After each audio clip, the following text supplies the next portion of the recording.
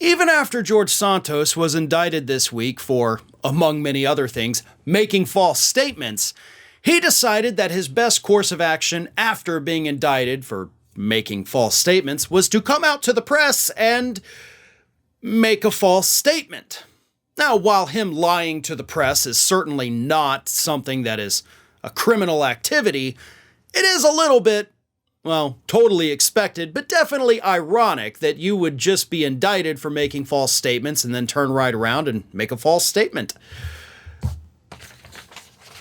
George Santos said this: "It's a witch hunt.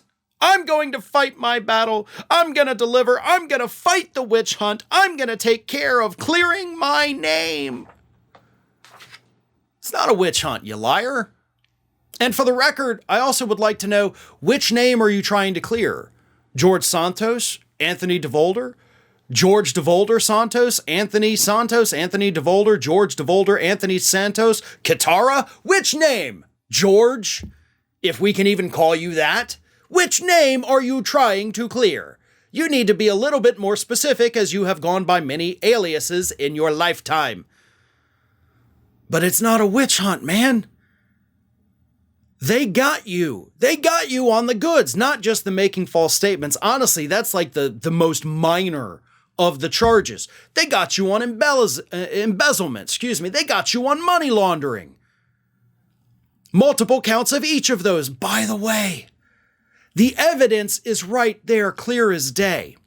Now, as I said when this initially happened, when you're looking at charging a sitting member of the United States House of Representatives, even if it's somebody who is genuinely hated pretty much by both parties at this point, you still understand as the charging body that what you're about to do is something that does not happen very often here in the United States. And therefore, if you're going to go to the point where you're going to bring charges, you've got to be damn sure that there is little chance you could end up with not getting a conviction. Basically, what I'm saying is they wouldn't have brought these charges, even though Santos is universally despised, if they weren't confident they had an airtight case.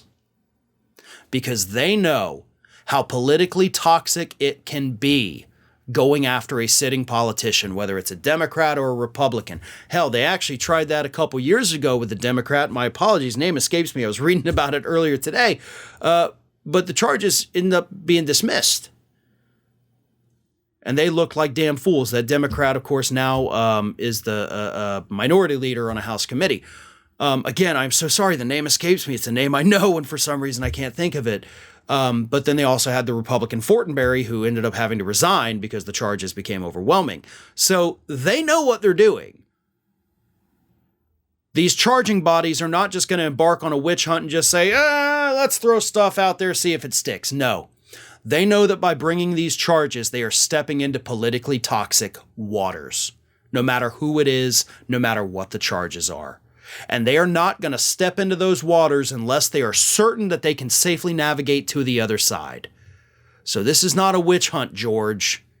This is your future, where you are now facing up to 20 years in jail based on this one indictment alone.